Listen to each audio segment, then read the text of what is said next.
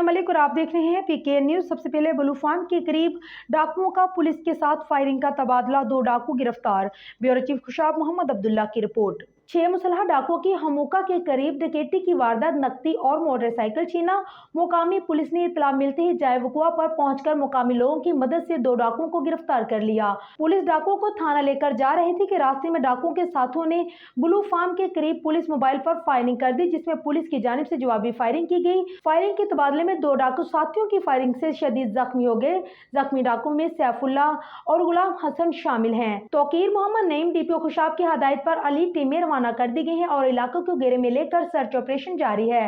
DPO Khushab की DSP सदर और एसएचओ सिटी को डाकुओं के बाकी साथियों की फौरी गिरफ्तारी की हदायत। डीपीओ खुशाब ने कहा है कि कानून को हाथ में लेने वालों के साथ आहनी हाथों से निपटा जाएगा।